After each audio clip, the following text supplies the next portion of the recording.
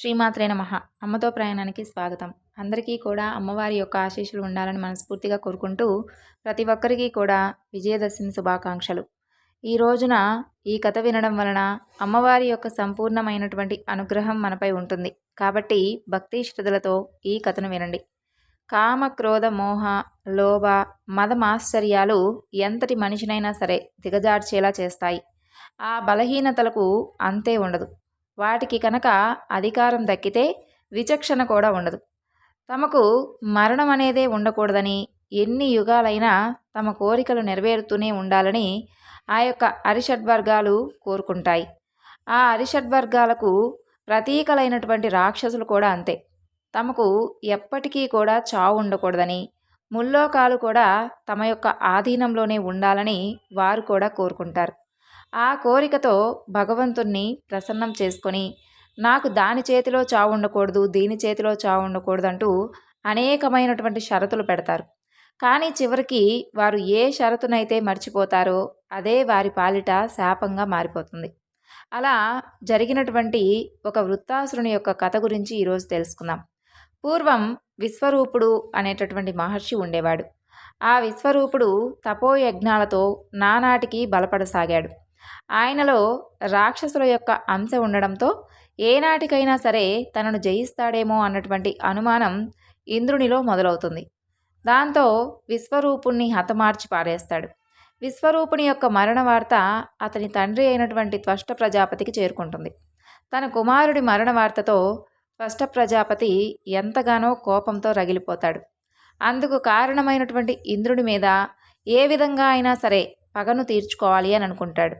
ఇంద్రుణ్ణి హతమార్చేందుకు త్వష్ట ప్రజాపతి ఒక గొప్ప హోమాన్ని చేయడం ప్రారంభిస్తాడు. ఆ అగ్నిగుండంలో నుండి వృత్తాసురుడు అనేటటువంటి రాక్షసుడు వెలువడతాడు. అసలే అమితమైనటువంటి బలవంతుడు. ఆపై ఓ చిత్రమైనటువంటి వరం కూడా వృత్తాసురునికి ఉండేది. పగలు కానీ రాత్రి కానీ, లోహంతో కానీ రాతితో కానీ చెక్కతో కానీ, ఇప్పటి వరకు ఉన్నటువంటి ఆయుధాలతో కానీ, తడి వస్తువుతో కానీ, పొడి వస్తువుతో కానీ తనకసలు మరణం అనేది సంభవించకూడదు అన్నది ఆయనకు ఉన్నటువంటి వరం. కష్టసాధ్యమైనటువంటి వరాన్ని పొందినటువంటి వృత్తాసురునికి ఇక అంతే లేకుండా పోయింది. అలా ముల్లోకాల మీద దాడి చేసి ప్రజలందరినీ కూడా పీడించడం మొదలు పెడతాడు. వృత్తాసురుని జయించేటటువంటి ఉపాయం తోచక దేవతలందరూ కూడా విష్ణువు చెంతకు చేరుకుంటారు. వృత్తాసురుని సంహరించేందుకు ఒక సరికొత్త అయినటువంటి ఆయుధం కావాలి. అది చెక్కతో ఉండకూడదు, లోహంతో ఉండకూడదు, అలాగే రాతితోనూ చేయబడి ఉండకూడదు. కాబట్టి దదీచి అనేటటువంటి ఋషి వెన్నెముకతో ఒక ఆయుధాన్ని రూపొందించుకోమంటూ విష్ణుమూర్తి వారికి తగినటువంటి సూచనను తెలియజేస్తాడు. ఇక దేవతల కోరికను విన్నటువంటి దదీచి సంతోషంగా వారికి తన యొక్క శరీరాన్ని అర్పించాడు. అలా ఆయన వెన్నెముకతో రూపొందించిందే వజ్రాయుధం. ఆ యొక్క వజ్రాయుధాన్ని చేపట్టి వృత్తాసురుని వధించేందుకు తగినటువంటి సమయం కోసం ఇంద్రుడు ఎదురు చూడసాగాడు. ఒక్కసారి వృత్తాసురుడు సముద్ర తీరాన ఇంద్రునికి కంటపడతాడు. అది పగలు రాత్రి కానటువంటి సూర్యాస్తమ సమయం. తన చేతిలో వజ్రాయుధం ఉంది. దానికి సముద్రపు అలల మీద ఉన్నటువంటి నురగను తాటించాడు ఇంద్రుడు. దాంతో అది అటు తడి పొడి కానటువంటి ఆయుధంగా మారింది. ఆ యొక్క వజ్రాయుధంతో వృత్తాసురుని వధించాడు ఇంద్రుడు. అసలు ఈ యొక్క వృత్తాసురుడి యొక్క పూర్వజన్మ ఏమిటి అనేది తెలుసుకుందాం. రాక్షసుడైనటువంటి వృత్తాసురుడికి విష్ణు భక్తి ఏ విధంగా కలిగింది అనేది అందరికీ ఉన్నటువంటి సందేహం. అందుకు అతని యొక్క పూర్వజన్మ వాసనే కారణం. కిందటి జన్మలో అతను చిత్రకేతుడు అనేటటువంటి రాజు. ఆ రాజుకు 1,000,000 మంది భార్యలు ఉన్నా సంతానం మాత్రం లేదు. అందుకని చాలా విచారిస్తూ ఉండేటటువంటి ఆ యొక్క చిత్రకేతుడు ఒకనాడు అంగీరస మహాముని వద్దకు వెళతాడు. అప్పుడు అంగీరసుడు ఈ విధంగా అడుగుతాడు. సకల భోగాలు అనుభవిస్తున్నటువంటి నీకు ఇంతటి విచారం ఎందుకు అని అడుగుతాడు. అన్నీ తెలిసినటువంటి వారు మీరు, మీకు తెలియకుండా ఉంటుందా? అయినా నా నోటి నుండి వినాలనేటటువంటి కోరికతో మీరు అడుగుతున్నారేమో అని తన యొక్క విచారానికి కారణం ఆ మహామునికి విన్నవించుకుంటాడు. అప్పుడు ఆ ముని రాజు చేత స్వయంగా యాగం చేయించి ఆ యొక్క యాగ ప్రసాదం వలన, రాజా నీకు తప్పకుండా కొడుకు పుడతాడు, వాడి వలన నీకు అమితానందమే కాకుండా దుఃఖం కూడా కలుగుతుంది అని చెప్పి దీవించి వెళ్ళిపోతాడు. ఇక ఆ రాజు అందరిలోకి గుణవంతురాలు, పెద్దది అయినటువంటి కృతద్యుతి రాణికి ఆ యొక్క యాగ ప్రసాదాన్ని ఇస్తాడు. ముని చెప్పిన విధంగా కృతద్యుతి ఆ తరువాత ఒక చక్కటి పిల్లాడిని కంటుంది. ఆ రోజు నుండి ఆ రాజు ప్రపంచమంతా కూడా ఆ రాజకుమారుడే. వాడు పెరిగి పెద్దవాడవుతూ ఉంటే ఆ దంపతుల యొక్క ఆనందానికి అవధులే ఉండేవి కావు. కొడుకు పుట్టినప్పటి నుండి కూడా ఆ రాజు కృతద్యుతి అంతఃపురంలోనే గడుపుతూ ఉండడం వలన మిగతా రాణులందరికీ కూడా అసూయ పుట్టుకొచ్చింది. కానీ చేసేదేమీ లేక వారు కూడా ఆ పిల్లవాడంటే ఎంతో ముద్దు అని అన్నట్లుగా వచ్చి నటిస్తూ ఆ పిల్లాడితో ఒంటరిగా ఉండేటటువంటి సమయం కోసం కాచుకొని చూడటం మొదలుపెట్టారు. అలా ఒకనాడు ఆ సమయం చిక్కగానే ఆ పిల్లాడి పాలల్లో విషం కలిపారు. వాడు ఆ పాలు తాగి చచ్చిపోతే కృతజ్ఞతతో పాటు వారు కూడా దొంగ ఏడుపులు మొదలుపెట్టారు. చిత్రకేతు దుఃఖంతో కృంగిపోయి పిచ్చివాడి వలె చనిపోయినటువంటి పిల్లాడినే తలుచుకుంటూ నిద్రాహారాలు కూడా మానివేశాడు. అప్పుడు అంగీరసుడు నారదునితో కలిసి వచ్చి అలా చనిపోయిన వారి గురించి పరితపించటం అవివేకం. ఇలా సంసార బంధంలో మునిగి జీవితాన్ని వ్యర్థం చేసుకోవద్దు. ఆ యొక్క నారాయణుణ్ణి భక్తితో తపస్సు చేసి మోక్షం సంపాదించుకో అని బోధపరుస్తారు. నారదుడు నారాయణ మంత్రం ఉపదేశిస్తాడు.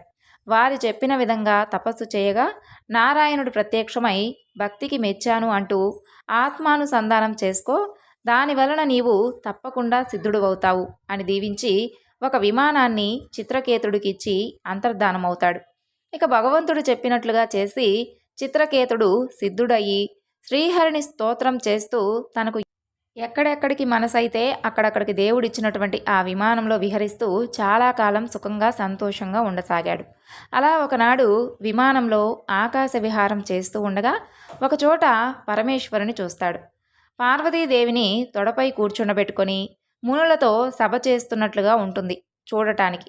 ఇక పరమేశ్వరుడు అలా నలుగురిలోనూ పార్వతీదేవిని ఆ విధంగా కూర్చోబెట్టుకోవడం పార్వతికైనా కూడా సిగ్గు ఉండద్దు, వీరికి మతిపోతే ఆ మునులైనా అక్కడి నుండి లేచి వెళ్ళిపోవద్దు అని ఆ సభలోని వారికి వినపడేలా తన యొక్క నిరసనను వ్యక్తపరిచాడు.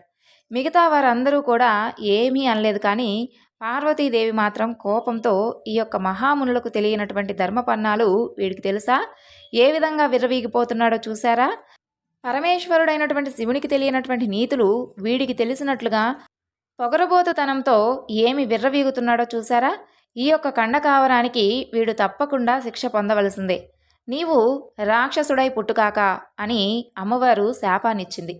తన యొక్క తప్పిదం తెలుసుకొని చిత్రకేతుడు నా యొక్క ప్రారంధమే నాకు ఈ యొక్క శాపాన్ని తెచ్చిపెట్టింది, నన్ను మన్నించు దేవి అని పార్వతీదేవిని వేడుకుంటాడు.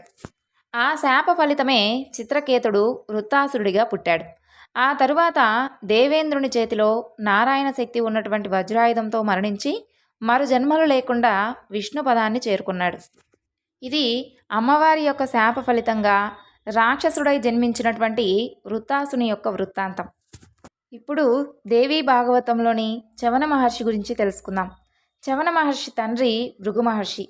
చవన మహర్షి వృత్తాంతం మహాభారతం, దేవీ భాగవతం, అష్టాదశ పురాణాలలో చెప్పబడింది. చవన మహర్షి సూర్యకుమారుడైనటువంటి అశ్వినీ దేవతలకు యజ్ఞాలలో హవిసులు సోమరసాన్ని ఇప్పిస్తాడు. ఇతని భార్య సుకన్య. మామగారు ఇక్ష్వాక వంశం సూర్యవంశస్థుడైనటువంటి శర్యాతి. వీరి యొక్క కుమారుడు ప్రమతి, దదీచి, ఆప్రవానుడు. శర్యాతికి ఒక కుమారుడు కుమార్తె ఉండేవారు. కుమార్తె పేరు సుకన్య, నవయవ్వన సుందరాంగి. ఒకరోజు శర్యాతి వన విహారానికి రాజధానికి దగ్గరలో ఉన్నటువంటి మానస సరోవరం అనేటటువంటి సరస్సుకు కుటుంబ సమేతంగా చేరుకుంటాడు.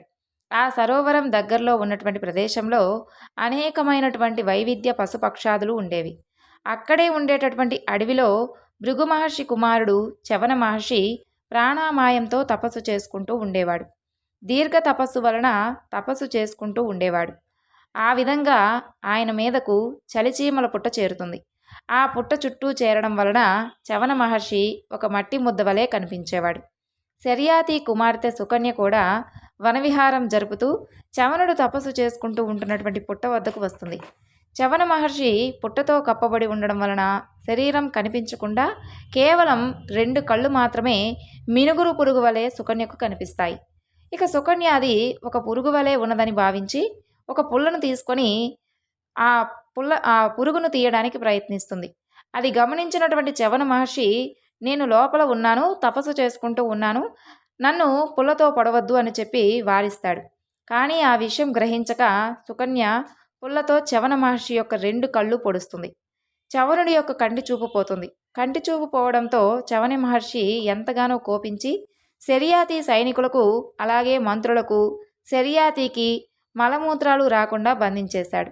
మలమూత్రాలు బందీ అవడంతో తాను చింతుడై ఉన్నటువంటి శర్యాతి వద్దకు సుకన్య వచ్చి తాను అడవిలో తెలియక చేసినటువంటి ఒక అకృత్యం గురించి చెబుతుంది. అప్పుడు విషయాన్ని గ్రహించినటువంటి శర్యాతి సకల పరివారంతోనూ అడవికి వెళ్ళి మహర్షిని కలిసి తను చేసినటువంటి అపచారాన్ని మన్నించమని వేడుకుంటాడు. అప్పుడు చవన మహర్షి శాంతి చిత్తుడై ఉండి తన యొక్క చూపు పోవడం వలన తనకు ఉపచారాలు చేయడానికి వీలుగా శర్యాతి కుమార్తె సుకన్యను తనకు ఇచ్చి వివాహం జరపమని కోరుకుంటాడు. అందుకు శర్యాతి సంకోచిస్తూ ఉంటే సుకన్య ముందుకు వచ్చి తన వలన అపచారం జరిగిందని, ఆ యొక్క అపచార నివృత్తి వలన చవన మహర్షికి ఉపచారాలు చేయడం ద్వారానే తీరుతుందని తండ్రితో తన యొక్క వివాహం చవన మహర్షితో జరపమని కోరుకుంటుంది. ఇక వివాహం జరిగిన తరువాత చవన మహర్షి ఆశ్రమానికి నారచీరలు కట్టుకొని చేరుకుంటుంది. పతికి సర్వ విధాల ఉపచర్యలు చేస్తూ ఎలాంటి లోటు లేకుండా చూసుకోసాగింది. కాలం గడుస్తూ ఉండగా ఒకరోజు సుకన్య నదికి నీరు తెచ్చుకోవడానికి వెళ్ళినప్పుడు ఆ మార్గంలో వెళుతూ ఉన్నటువంటి అశ్విని దేవతలు సుకన్యను చూసి ఎవరి నవయవ్వన సుందరాంగి అని అనుకొని పరిచయం అడుగగా సుకన్య చవన మహర్షి భార్యనని చెబుతుంది. అప్పుడు వారు ఆ గుడ్డి మునితో కాలం వెల్లబుచ్చే బదులు తమతో వచ్చి సర్వ సుఖాలు అనుభవించమని కోరుతారు. దానికి సుకన్య అంగీకరించగా తన యొక్క పాతివ్రత్య ధర్మాన్ని తెలుపుతుంది. అప్పుడు అశ్విని దేవతలు ఒక పరీక్షను పెట్టదలిచి ముసలివాడు గుడ్డివాడైనటువంటి చవన మహర్షిని తాము తమ యొక్క వైద్య శక్తులతో తమ వలె నవయవ్వనుణ్ణి చేస్తామని, ఆమె తన భర్తను గుర్తించమని పలుకుతారు. ఇక ఆ విషయం చవన మహర్షికి తెలుపగా చవన మహర్షి అందుకు అంగీకరిస్తాడు. ఆ ముగ్గురు కూడా నదిలో స్నానం చేసి బయటకు వస్తారు. ఆ ముగ్గురు చూడటానికి ఒకే విధంగా నవయవ్వనంలో ఉంటారు. ఆ ముగ్గురిని చూసి మొదట తన పతి ఎవరా అని సంశయించి ఆ తరువాత సుకన్య జగన్మాతను ప్రార్థించి చవనుడిని గుర్తుపడుతుంది.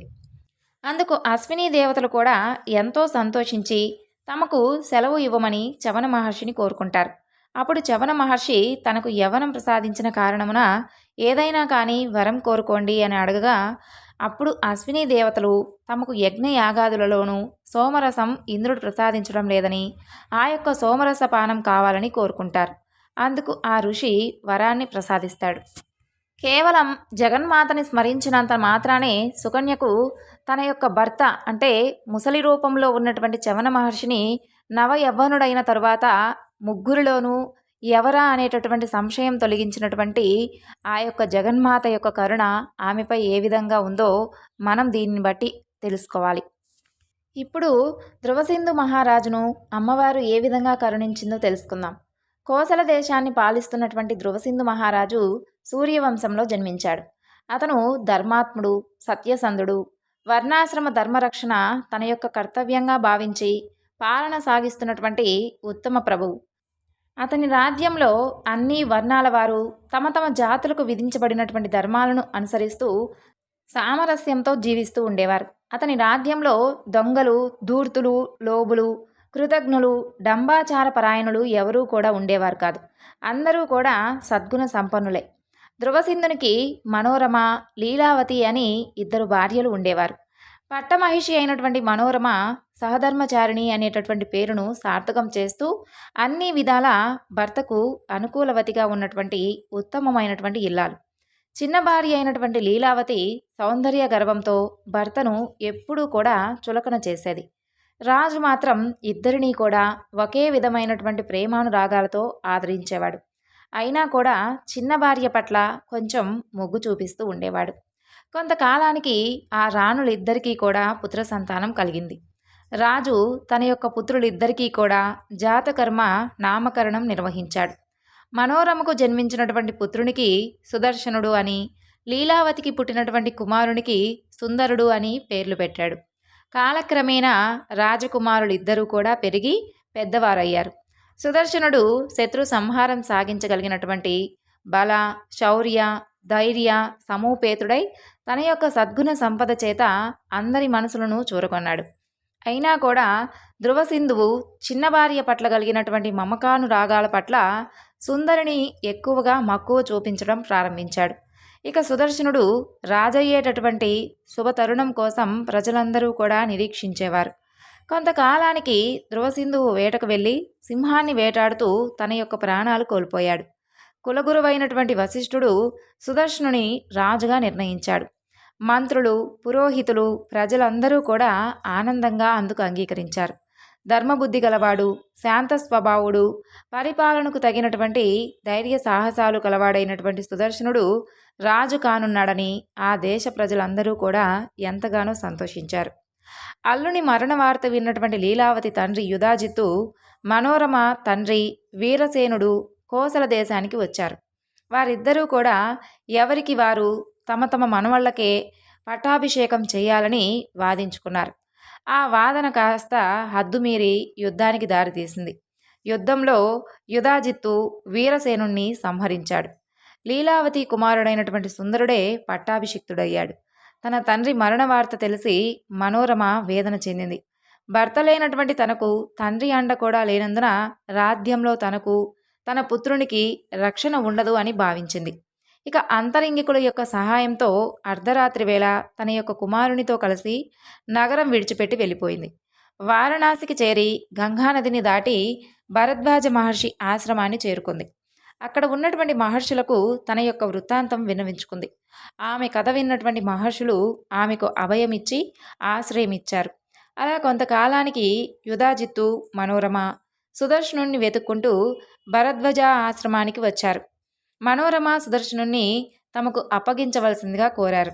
అప్పగించినటువంటి పక్షంలో సైనికులను పంపి బలప్రయోగం చేసి ఆ ఆశ్రమంపై దాడి జరిపి వారిద్దరినీ కూడా తాను తన వెంట తీసుకుని పోగలనని ఆ మహర్షిని బెదిరించాడు. ఆ మాటలు విన్నటువంటి మహర్షి, ఓయి ధూర్తుడా, దుర్బుద్ధితో ఆశ్రమంలో అడుగు పెట్టినట్లయితే నువ్వు నీ సైన్యం కూడా నామరూపాలు లేకుండా నశించిపోగలరు, జాగ్రత్త అని హెచ్చరించాడు. మహర్షి యుధాజిత్తును తిరిగి పొమ్మని మందలించాడు. గత్యంతరం లేక యుధాజిత్తు వెనుతిరిగి వెళ్ళిపోయాడు. కొంతకాలానికి ఆ సుదర్శనునకు ఆ మహర్షి ఉపనయన సంస్కారం జరిపించి గాయత్రి మంత్రంతో పాటు దేవి బీజాక్షరాలను కూడా ఉపదేశించాడు. సుదర్శనుడు శ్రద్ధాభక్తులతో దీక్షతో దేవీ మంత్రాన్ని జపించాడు. అలా కొన్నాళ్లకు అతనికి దేవి ప్రత్యక్షమై ధనుర్బాణాలను, కవచాన్ని ప్రసాదించింది. అలా ఉండగా యుక్త వయస్కురాలైనటువంటి కాశీ రాజకుమార్తె శశికళకు ఒకనాటి రాత్రి కలలో దేవి కనిపించి, ఓ రాజకుమారి, నీకు అన్ని విధాలా తగినటువంటి వరుడు భరద్వాజాశ్రమంలో ఉన్నాడు. అతని పేరు సుదర్శనుడు. ప్రస్తుతం రాజ్యభ్రష్టుడే అయినా త్వరలో రాజు కాగలడు. అతను నా భక్తుడు. అతన్ని నీవు పతిగా వరించు. నీకు సమస్త సంపదలు, సకల శుభాలు లభిస్తాయి అని చెప్పింది. ఇక తెల్లవారిన తరువాత శశికళ తన యొక్క స్వప్న వృత్తాంతాన్ని తల్లి, తండ్రికి తెలియజేసి సుదర్శనుణ్ణి భర్తగా నిర్ణయించుకున్నానని చెప్తుంది.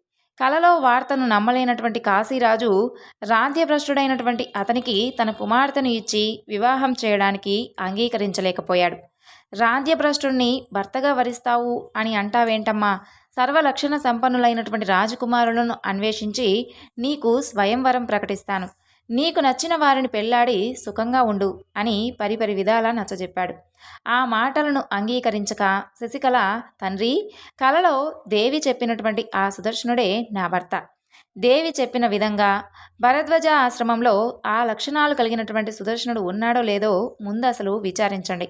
నిజమైతే అతన్ని పిలిపించండి.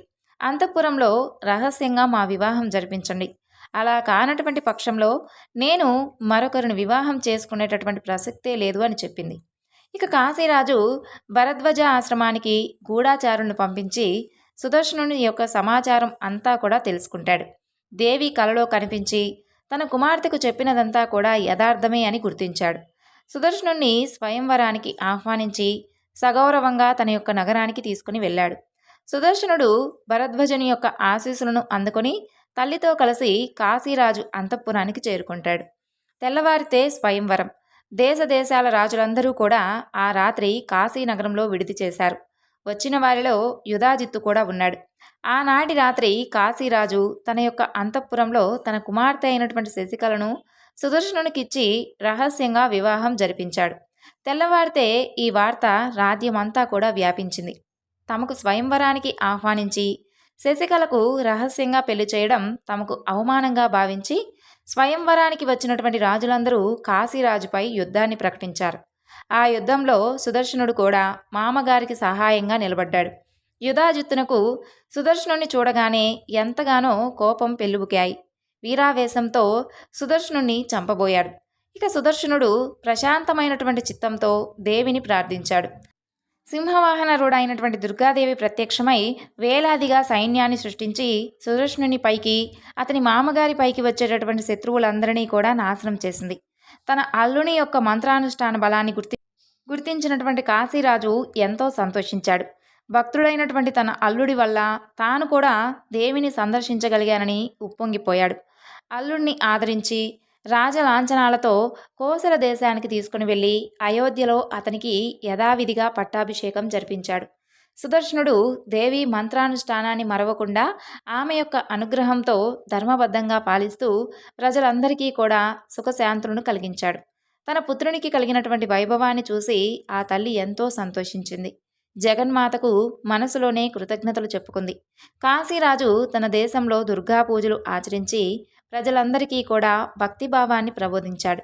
వాడవాడలా దేవి ఆలయాలను ప్రతిష్ఠించి అందరూ కూడా దేవి యొక్క అనుగ్రహానికి పాత్రులయ్యేటటువంటి అవకాశాన్ని కల్పించాడు. దేవి మంత్రాన్ని శ్రద్ధతో జపించిన, ఆమెను భక్తితో పూజించిన, ఆమె గురించి విన్న కష్టాలన్నీ కూడా తొలగిపోయి సుఖ సంతోషాలు కలుగుతాయని సుదర్శనుని కథే మనకు నిదర్శనం. ఆ అమ్మవారి యొక్క ఆశీస్సులు మనందరిపై ఎప్పుడూ ఉండాలని మనస్ఫూర్తిగా కోరుకుంటూ ఈ వివరణను ఇంతటితో ముగిస్తున్నాను. సర్వం శ్రీ లలితార్పణమస్తు. స్వస్తి.